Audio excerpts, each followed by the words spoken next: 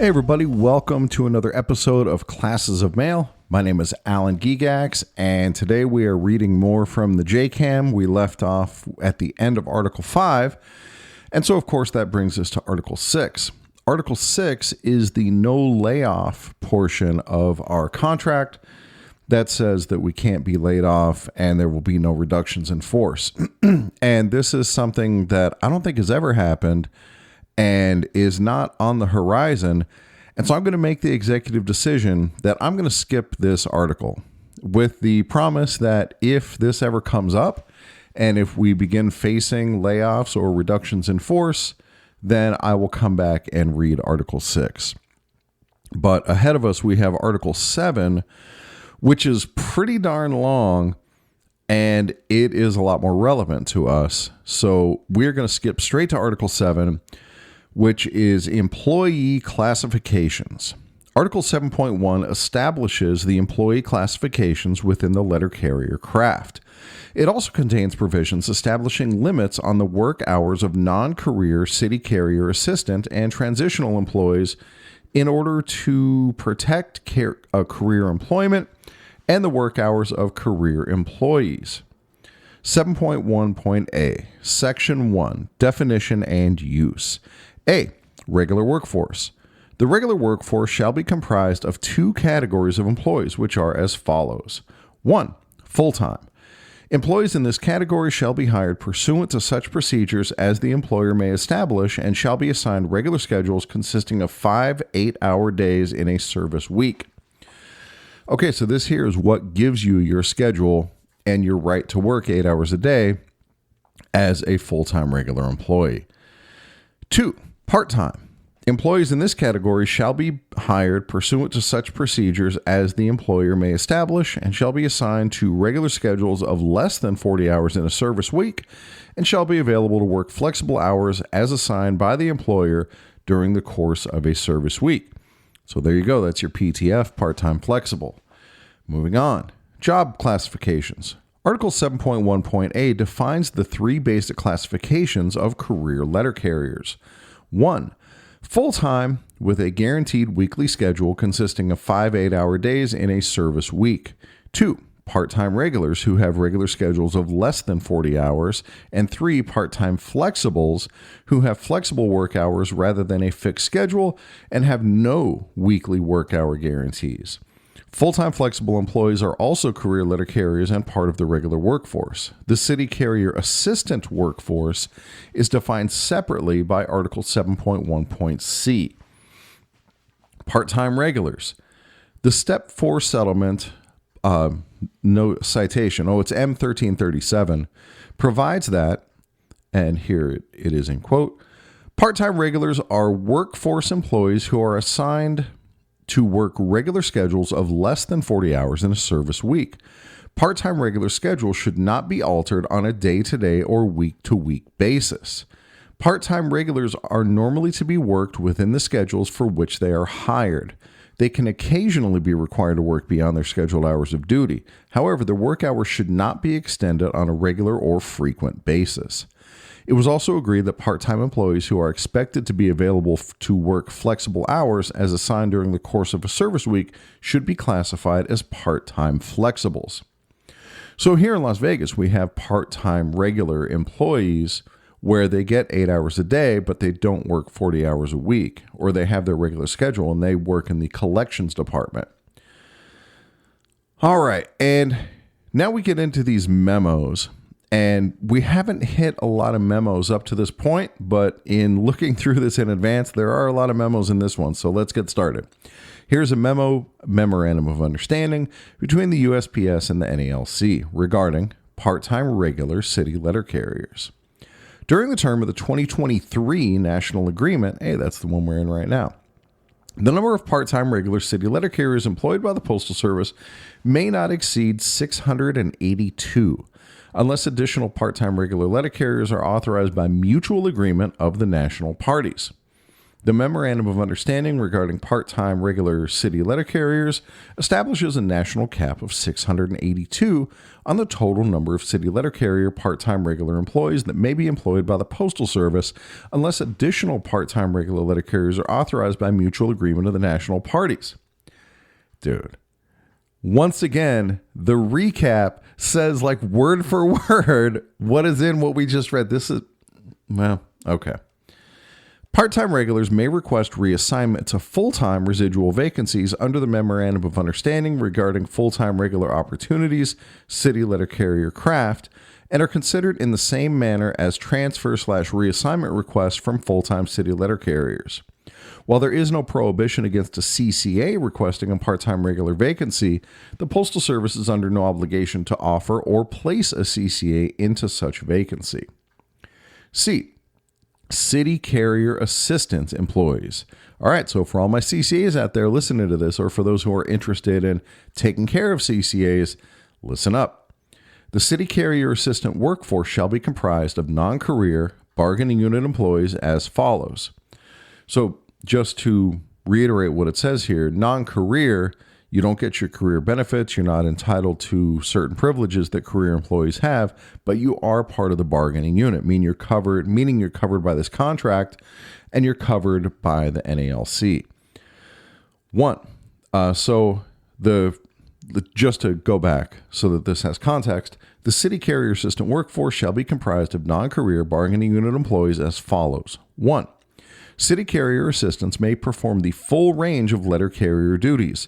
The number of city carrier assistants who may be employed in any reporting period shall not exceed 15% of the total number of career city carriers in that district. 2. In order to meet the fundamental changes in the business environment, including but not limited to flexible windows which may be necessary to develop and provide new products and services, the employer has the right to hire up to 8,000 CCAs in addition to those authorized in paragraph 1 above. The number of such city carrier assistants who may be employed in any reporting period shall not exceed 8% of the total number of career city carriers in that district. CCAs hired under this section will be so designated on their PS Form 50. So here I might make an argument in regards to crossing craft, where it says in number 1, city carrier assistants may perform the full range of letter carrier duties. It doesn't say here that they also perform clerk duties. That may come up later, but I don't think it's gonna. I think that carriers are supposed to do carrier work, and if they're doing clerk work, that's a grievance. All right, moving on. District 15% limit on city carrier assistant employees. Article 7.1.c.1 restricts the number of city carrier assistant employees employed district-wide in the city carrier craft to 15% of the total number of career city carriers in that district. The Memorandum of Understanding regarding Sunday delivery city carrier assistant staffing authorizes the Postal Service to exceed the hiring cap in Article 7.1.c in each district. The continued employment of any CCAs that would exceed the greater of 6% over the Article 7.1.c.1 cap, or 1 CCA for every 275 Sunday packages delivered in that district by city letter carriers, will require the mutual agreement of the national parties. The number of packages in each district will be calculated as an average over a continuous period of time. The parties will meet to determine the time period used and to discuss when and how the time period will be updated. All right, so apparently these are criteria for how many CCAs are going to be hired and when they're going to be hired. And 1 CCA over the cap for 1 CCA for every 275 packages. So this, I don't think this should be taken to read that a CCA would be expected to deliver 275 packages, because you're talking about the normal complement of CCAs plus additional CCAs for every 275 packages. Article 7.1.c.2 provides the Postal Service the right to hire up to 8,000 additional CCAs to meet fundamental changes in the business environment. Within that 8,000 CCA cap, the number of CCAs cannot exceed 8% of the total number of career city carriers in a district. CCAs hired under this section will be designated as such on their PS Form 50. CCA caps will be monitored at the national level. The Postal Service will provide the National Union with a report every other pay period that lists, by district, the number and type of CCAs and the number of career city letter carriers. Any dispute over compliance with the CCA caps will be addressed at the national level. In determining CCA caps, the number of CCAs is not rounded for percentage purposes. Under Article 7.1.c.1 of the 2023 USPS NALC National Agreement and the MOU regarding Sunday delivery city carrier assistance staffing, the number of CCAs permitted to be employed in each district shall not exceed the amount explained on page 7-3. Okay, so just to add on to this a little bit, that doesn't mean we can't hire more people. It's not that the post office's hands are tied in hiring. They can only hire so many CCAs. This does not in any way prevent them from hiring PTFs. CCA occupational codes are as follows. CCAs employed under Article 7.1.c.1 of the National Agreement are either 2310-0045 or 2310-0047. CCAs employed under Article 7.1.c.2 of the National Agreement are either 2310-0046 or 2310-0048. The designation activity code for all city carrier assistants is 84-4. CCAs may not hold dual appointments. I don't really know what a dual appointment is, but CCA can't have it. Transitional employees who were on the rolls or on their 5-day break on the effective date of the 2011 National Agreement are paid at the higher hourly rate in Step BB and AA if hired to a CCA position. If a former transitional employee was deployed to active duty in the military during the period of testing, he or she will have the opportunity to be hired as a CCA upon return from active duty consistent with applicable laws and regulations. Oh, how lucky. You get to come back and be a CCA. Thank you for your service. I mean, I guess it's still, coming right in, but man. Reinstatement eligible former career employees and veterans eligible for direct career appointment under VRA or because of their 30% or higher disability status are eligible for non-competitive consideration for CCA employment. The Uniformed Services Employment and Reemployment Rights Act of 1994, USERRA, applies to CCAs. CCAs will be assigned a Postal Service Employee Identification Number and Personal Identification Number. Newly hired CCAs in districts that use the Carrier Academy program will attend the training. 3. City carrier assistants shall be hired pursuant to such procedures as the employer may establish. City carrier assistants shall be hired for terms of 360 calendar days and will have a break in service of 5 days between appointments. The 5-day break between the CCA 360-day appointments refers to 5 calendar days, not work days. A CCA employed under Article 7.1.c.1 or Article 7.1.c.2 may not be appointed to a term of less than 360 days.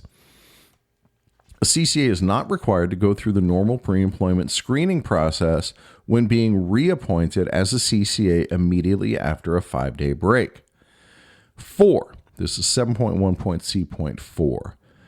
Over the course of a service week, the employer will make every effort to ensure that qualified and available part-time flexible employees are used at the straight time rate prior to assigning such work to CCAs working in the same work location and on the same tour, provided that the reporting guarantee for CCA employees is met. Okay, so this is an important one if you have PTFs at your station, because that means that if a PTF is scheduled, they should be working 8 hours if there are any CCAs in that building. They should get 8 hours before the CCAs get hours, and this is a potential grievance. If they're not working PTFs their full 8 hours and they're working CCAs instead, well, that violates 7.1.c.4. It goes on. The issue of temporary assignments of CCAs to other post offices, installations, is addressed by the Memorandum of Understanding regarding city carrier assistance, temporary assignments to other post offices.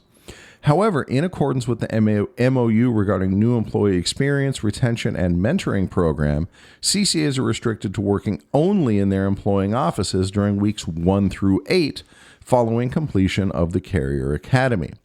This includes restricting those employees from working in hubs outside of the employing office. Before we go on, there's an important distinction between your office or your station, that is the actual physical location where you work, and your installation. In some cases, those two may be one and the same. You may be in an installation that only has one office, like Boulder City here in Las Vegas. It's the Boulder City, they're an AO, an associate office, and they are their own installation, and that's it. Henderson has 2 post offices, Henderson, Maine, and Valle Verde. But then Las Vegas, the Las Vegas installation has like 15 post offices. And so again, there's a difference between an installation and a post office. This has tripped me up in the past. And here we have another memo between the USPS and the NALC regarding city carrier assistance, temporary assignments to other post offices. The parties agree to the following regarding the temporary assignment of city carrier assistance outside of their employing post office installation to another post office installation. The word installation there is in parentheses, and as far as I know by reading this, this is letting you know that it's referring to installations, not just an individual post office. So a CCA can be sent here in Las Vegas. You can go to the East Las Vegas post office where I work, or you could be sent to the Silverado post office where my buddy Trevor works, and this doesn't necessarily kick in. But if you were to be sent from East Las Vegas to Boulder City, which is in a different installation, then this would apply. 1. CCAs will normally work in their employing post office, but may be assigned to work in another post office in the local travel area within the same district on an occasional basis. The assignment may be for a partial day or several consecutive days, depending on local circumstances. Sunday CCA work assignments are not subject to the occasional basis limitation. Okay, so within the same district, our district, like where I work, is the Nevada-Utah district. And so it covers all of Nevada and Utah. So you're talking about a pretty broad area. 2, temporary assignments must otherwise be consistent with the national agreement, e.g. assigning CCAs to work outside their employing office may not violate Article 7.1.4.c in the temporary office or the letter carrier paragraph in the employing office. So this would be like you can't use this to get people above the staffing limit, for example. Management will schedule CCAs to work in other post offices in advance of the reporting date whenever practicable. 4. I don't know if I said 3 for that one, but that was 3. This one's 4.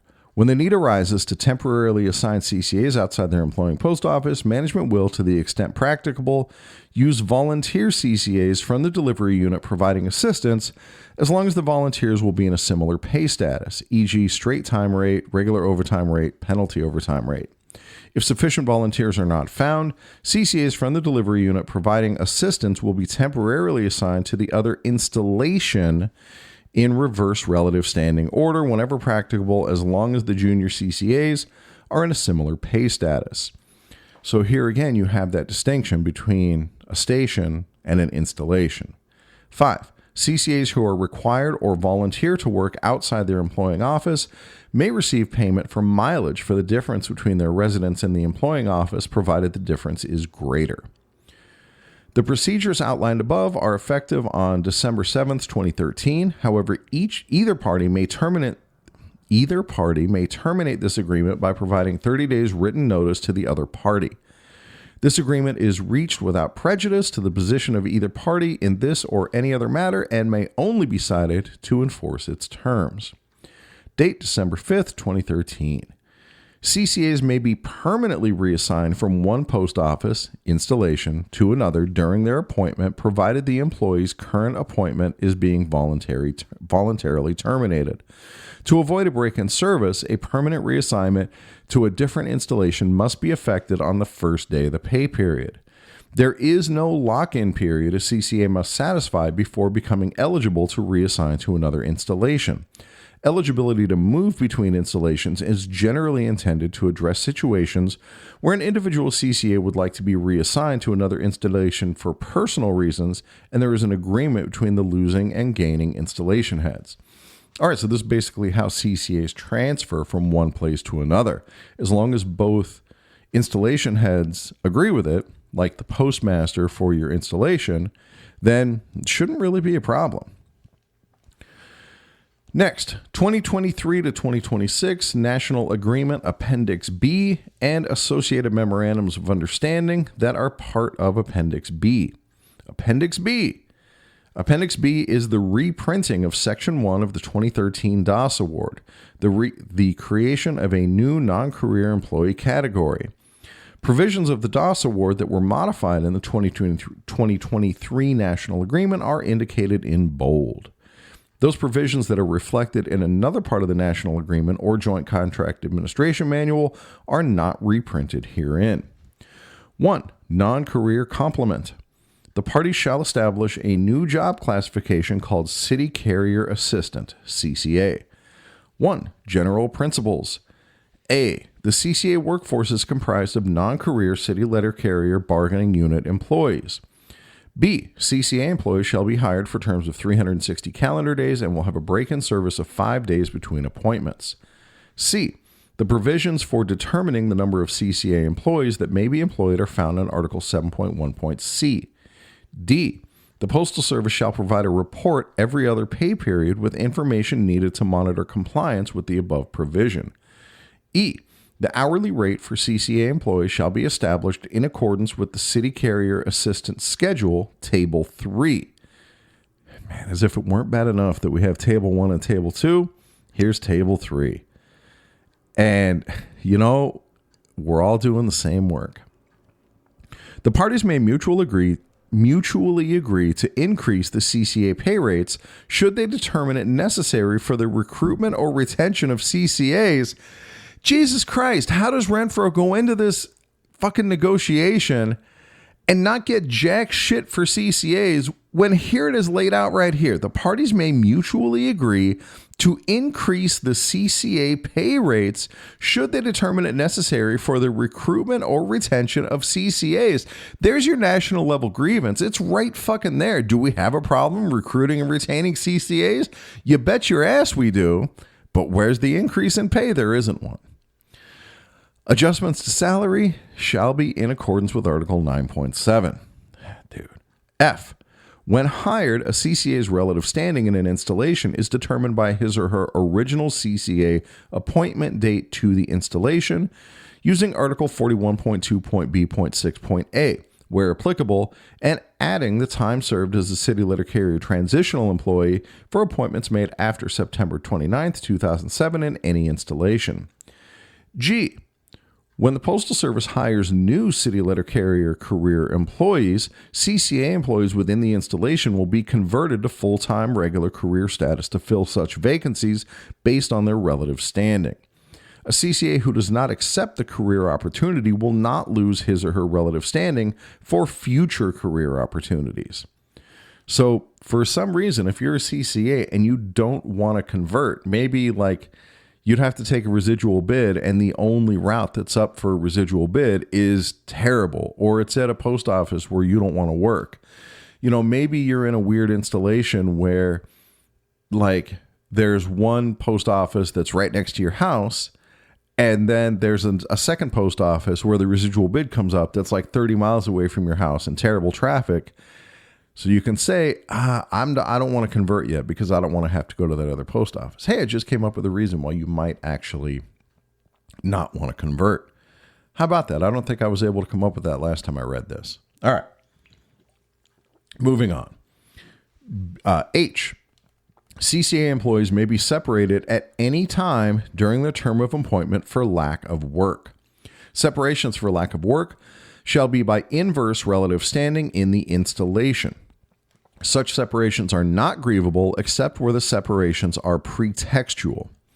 So if management says there's not enough work, and so we have to get rid of some CCAs, They have the right to do that, and we can't grieve it unless our grievance is like, what do you mean there's not enough work? We're mandating people and working overtime. That would be the grievance. CCAs separated for lack of work will be given preference for reappointment ahead of other CCAs with less relative standing in the installation if the need for hiring arises within 18 months of their separation. CCA employees are separated for 5 days between appointments. When operational circumstances indicate that reappointment for a CCA is not needed and the installation employs a CCA with lower relative standing, the CCA will be reappointed and the CCA with the lower standing in the installation will be separated instead. Such a separation of a CCA with the lowest relative standing is not grievable except where the separation is pretextual. The CCAs separated for lack of work during or upon completion of their term of appointment will be given a preference for reappointment ahead of other CCAs with less relative standing in the installation, provided the need for hiring arises within 18 months of separation. J, reserved. All right, so there's nothing written in J. It's a placeholder. Who knows what was there? It doesn't matter. I don't care. K, as part-time flexible employees are converted to full-time in accordance with existing contractual processes, the PTF classification shall be phased out. Well, that has not happened. There shall be no new hiring of PTF employees unless expressly authorized under the 2023 National Agreement or otherwise mutually agreed to by the parties. And so as I understand it, this is what's happening around the country where CCAs can't be hired because, the salary is too low or whatever the issues are. Then the post office and the NALC enters into an agreement that says, hey, we should hire PTFs. And that is allowed for here, that by mutual agreement, we can hire PTFs. L, CCA is the only non-career category in the NALC bargaining unit. M, reserved. 2, reserved. 3, other provisions. A, Article 6, no layoffs or reductions in force. Prior to laying off career city letter carriers in an installation, management will, to the extent possible, offer the impacted employee the opportunity to work any letter carrier assignments being performed by CCA employees, or if necessary, separate CCA employees. There will be no out-of-schedule pay provided to the impacted employee. B, Article 10, leave. General. 1, purpose. Annual leave is provided to CCA employees for rest, recreation, emergency purposes, and illness or injury. Yeah, because CCAs don't get sick leave, so they have to use their annual leave for illness and injury. A, accrual of annual leave. CCA employees earn annual leave based on the number of hours in which they are in a pay status in each pay period. So being on leave, you get paid when you take annual leave, so you are in a pay status during that time as well. B, biweekly crediting. Annual leave accrues and is credited in whole hours at the end of each biweekly pay period. C, payment for accumulated annual leave. A separating CCA employee may receive a lump sum payment for accumulated annual leave subject to the following condition. 1 hour for each unit of 20 hours in pay status in each pay period. So you work 20 hours, you get 1 hour of annual leave. You work 40 hours, you get 2 hours of annual leave in a pay period. But the max is 80 hours and 4 hours of annual leave. If you work above that, if you work overtime, you're not getting any additional annual leave. A CCA employee whose separation is effective before the last Friday of a pay period does not receive credit or terminal leave payment for the leave that would have accrued during that pay period. Dude, that's brutal. So I guess if you're going to quit, make sure you quit at the end of the pay period so you get full credit. Authorizing annual leave. 1, general. Except for emergencies, annual leave for CCA employees must be requested on Form 3971 and approved in advance by the appropriate supervisor. All right, so that's like for vacation. You're planning on taking this time off, or you have a scheduled medical appointment or something like that. 2, emergencies and illness or injury. So this would be like calling in sick. An exception to the advance approval requirement is made for emergencies and illness or injury. However, in these situations, the CCA employee must notify the appropriate postal authorities as soon as possible as to the emergency or illness/injury and the expected duration of the absence. So this is covered when you go on to light blue and use the e-leave request, or when you call the 800 number. That notifies your supervisor, and you put in like what is the expected end date of this absence. As soon as possible after return to duty, CCA employees must submit Form 3971 and explain the reason for the emergency or illness/injury to their supervisor. Okay, so it says here that the CCA must submit Form 3971. It does not say that management will fill out the form and then have the CCA sign it. It says that the CCA fills it out because we don't trust management. Well, I'm sure that's not why the provision says it this way, but regardless, we don't trust management to fill out that 3971. If management is doing that for the employee, you don't know what nonsense they're putting on there, what box they're checking, what kind of leave they're requesting, whatever it is. If management is filling out those 3971s, that's a grievance, and this is what you're going to cite. Moving on. Supervisors approve or disapprove the leave request. When the request is disapproved, the absence may be recorded as AWOL at the discretion of the supervisor as outlined in Item 2, Approval/Disapproval, under Form 3971 below. Unscheduled absence. 1. Definition. Unscheduled absences are any absences from work that are not requested and approved in advance. 2. CCA responsibilities. CCA employees are expected to maintain their assigned schedule and must make every effort to avoid unscheduled absences. In addition, CCA employees must provide acceptable evidence for absences when required. And the ELM lays out when it's required. It is required for absences of more than 3 days, or when the post office deems it desirable for the protection of the post office, or whatever the deems desirable. But as we've learned from Michael on this podcast and from other people, deems desirable is essentially restricted sick leave. So management needs to let you know that, hey, I'm putting you on restricted sick leave. And so now even for a short absence, you have to provide documentation. But generally, you're only going to need documentation for an absence of more than 3 days. PS Form 3971, Request for or Notification of Absence. Purpose. Application for annual leave is made in writing in duplicate on Form 3971, Request for or Notification of Absence. 2. Approval/Disapproval. The supervisor is responsible for approving or disapproving application for annual leave by signing Form 3971, a copy of which is given to the CCA employee. If a supervisor does not approve an application for leave, the disapprove block on PS Form 3971 is checked and the reasons given in writing in the space provided.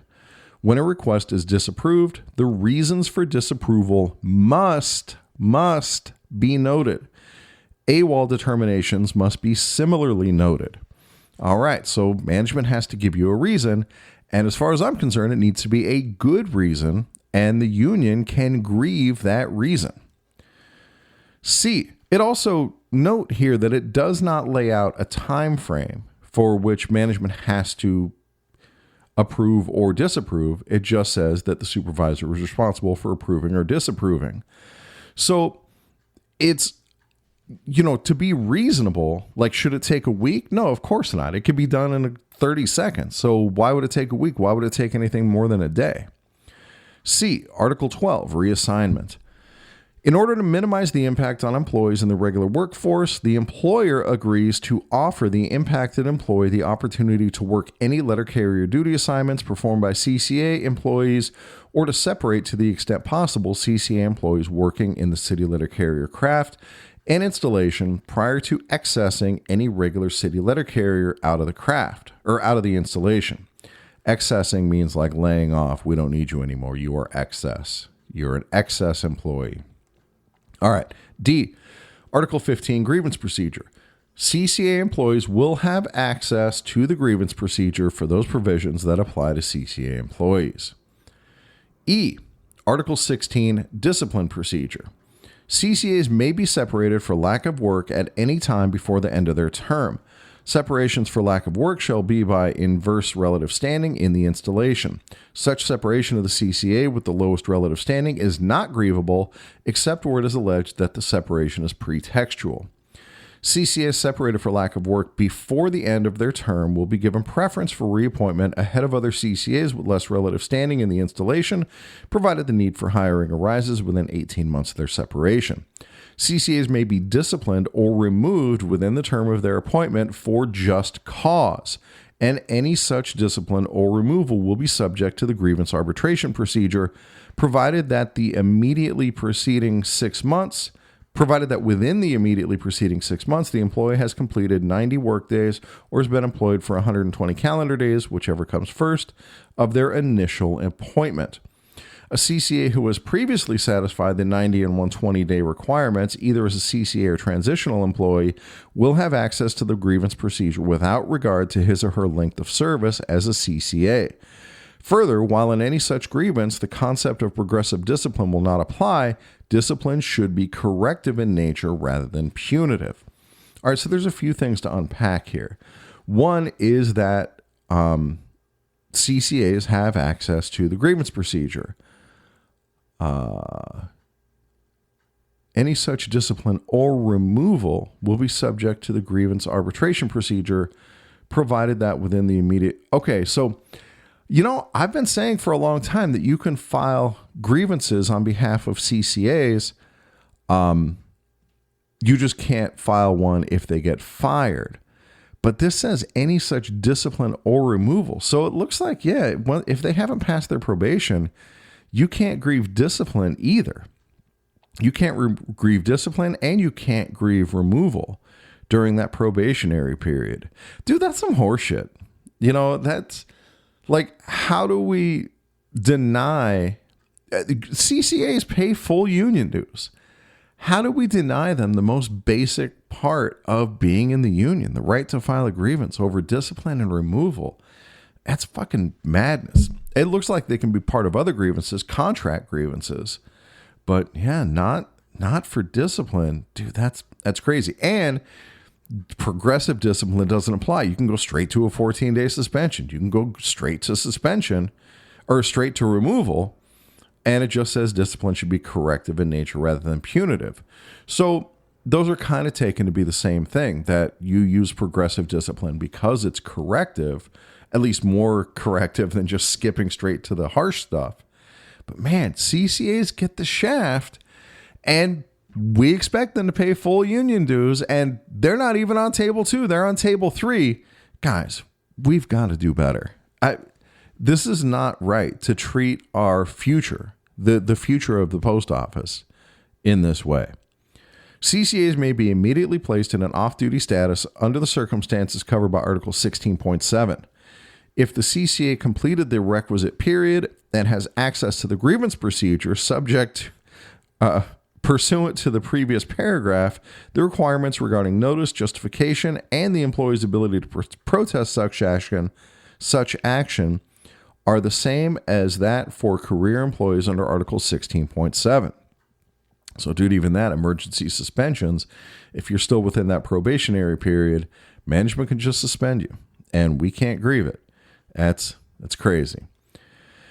In the case of removal for cause within the term of an appointment, a CCA shall be entitled to advance written notice of the charges against him or her in accordance with the provisions of Article 16 of the National Agreement. Yeah, but who fucking cares if you can't grieve it? What good does it do you? Removal actions, subject to the 30-day notification period in Article 16.5 of the National Agreement, will be deferred until after the Step B decision has been rendered, or 14 days after the appeal is received at Step B, whichever comes first, except for those removals involving allegations of crime, violence, or intoxication, or cases where retaining the employee on duty may result in damage to postal property, loss of mails or funds, or where the employee may be injurious to self or others. This requirement cannot extend a 360-day appointment period. F. Article 21, Health Insurance. After an initial appointment for a 360-day term and upon reappointment to another 360-day term, any eligible non-career CCA employee who wants to pay health premiums to participate in the Postal Service Health Benefit Plan on a pre-tax basis will be required to make an election to do so in accordance with applicable procedures. A previous appointment as a transitional employee will count toward qualifying for participation in PSHB, Postal Service Health Benefit, in accordance with the Office of Personnel Management, OPM, regulations. The total cost of the health insurance is the responsibility of the non-career CCA employee except as provided below. Dude, I shudder to think how much that costs. The Postal Service will make a bi-weekly contribution to the total premium for any CCA employee who wishes to participate in the USPS non-career healthcare plan, self-only option equal to the greater of $125 or the minimum required by the Patient Protection and Affordable Care Act and applicable regulations. Dude, so even here, CCAs get the shaft. The Postal Service will make a biweekly contribution equal to 65% of the total premium for any CCA employee who wishes to participate in the USPS non-career healthcare plan for either self-plus-one or family coverage during a CCA's initial year of CCA employment. After the CCA's first year of employment, the Postal Service will make a bi-weekly contribution equal to 75% of the total premium for either self-plus-one or family coverage. Any CCA employee wishing to make their health care contribution on a pre-tax basis will be required to make an election to do so in accordance with applicable procedures. All CCA employees will be eligible for the USPS plan within a reasonable period from the date of hire and entry into a pay status, consistent with the requirements established under the Patient Protection and Affordable Care Act, also known as Obamacare. Effective plan year 2022, the Postal Service will make a bi-weekly contribution equal to 75% of the total premium for any CCA employee who wishes to participate in the USPS plan for self-plus-one, or family coverage regardless of year of employment. The Postal Service shall continue to provide the USPS plan with self-only, self-plus-one, and family options for the duration of this agreement. G. Retirement Savings Plan. If the NALC establishes a 401k retirement savings plan for CCA employees, the Postal Service agrees to implement the necessary steps for payroll deductions for this plan. And here's a memo between the NALC and the USPS regarding city carrier assistant opportunities. In order to provide the potential for career opportunities to city carrier assistants outside their employing installation, a joint task force will be established to explore ways to expand opportunities for city carrier positions, for career city carrier positions within the district. The task force will also address the circumstance of city carrier assistants working in small offices where there is no clear path to a career opportunity. The task force will consist of 2 members appointed by the NALC and 2 members appointed by the Postal Service. So here is yet another committee, essentially. Who is on this committee and what work are they doing? The task force shall convene within 15 days of this agreement and will function for a period of 1 year unless extended by mutual extent. The task force will provide reports and recommendations to the NALC President and Vice President Labor Relations or their designee on a quarterly basis. This is another one of those things. I would really like to see these reports. I want to know what is being done, what these people are actually accomplishing. Next, we have a memo between the NALC and the USPS regarding city carrier assistant annual leave. Article 30 of the National Agreement and Local Memorandum of Understanding provisions do not apply to city carrier assistant employees except as follows.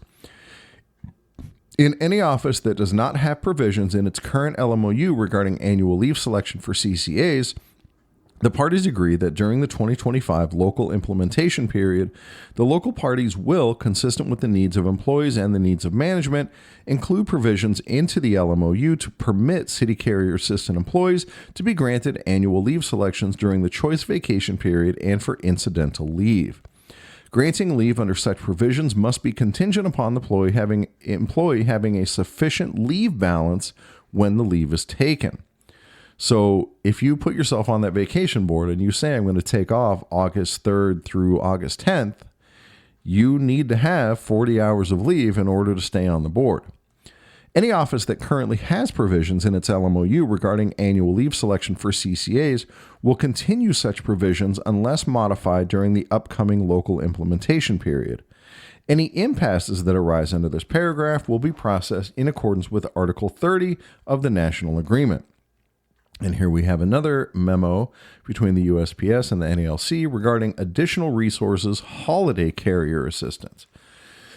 The Postal Service may employ holiday carrier assistance during the 4-week December period and the 2 weeks preceding the 4-week December period, herein referred to as the HCA, Holiday Carrier Assistant, employment period, as operationally necessary, effective December 2025. Additionally, the Postal Service may employ holiday carrier assistance 2 weeks prior to the start of the HCA employment period solely for the purpose of training. During this additional period, holiday carrier assistants may receive training related to employment as a city carrier, including driving, mail security, and other topics necessary for the performance of their duties. Holiday carrier assistants will be paid at their regular hourly rate while completing training. During the training period preceding the HCA employment period, holiday carrier assistants may not perform city carrier work unless the employee is training by another city letter carrier craft employee. Holiday carrier assistants are subject. No, holiday carrier assistants. Dude, I'm wrapping up here. Holiday carrier assistants are subject to the following. The hourly rate will be the same as that for city carrier assistants. Over the course of a service week, the employer will make every effort to ensure that available city carrier assistants are utilized at the straight time rate prior to assigning such work to holiday carrier assistants working in the same work location. So if your station hires these HCAs, then your CCAs better be getting 40 hours a week. When an opportunity exists for overtime, full-time employees on the appropriate overtime desired list will be selected to perform such work prior to assigning holiday carrier assistants to work overtime in the same work location where the employees regularly work. The Postal Service shall provide the NALC with reports on the number of holiday carrier assistants hired. And now we have our last memo for this episode. It's a memo between the USPS and the NALC regarding Article 12.1, probationary period. City carrier assistants who are converted to career status during an appointment as a CCA or directly after a 5-day break in service will not serve a probationary period as a career employee, provided the employee has successfully served a 360-day appointment as a CCA and such career appointment directly follows a city carrier assistant appointment. All right, so if you've already gone through probation, you don't have to go through probation again, and you've been employed for at least a year. Questions and answers. How is the Article 7.3.8 ratio of full-time regular city letter carriers per route determined? Response. The ratio is determined based on the number of full-time city letter carrier routes nationwide. 2. When there is an opportunity for conversion to career status in an installation, and that installation has both part-time flexible and CCA employees available for conversion, who is converted? Response. The part-time flexible employees would be converted to full-time regular prior to conversion of the CCAs. And thus ends Article 7.1. All of that, 48 minutes, 7.1. And we still have a whole bunch more Article 7 to go. So we will pick up next time with Article 7.2. And guys, it's time for me to go to bed. Sorry for some of the flubs in there. Dude, that's the way it goes. Bringing you the good contract reading. And I will catch you all next time.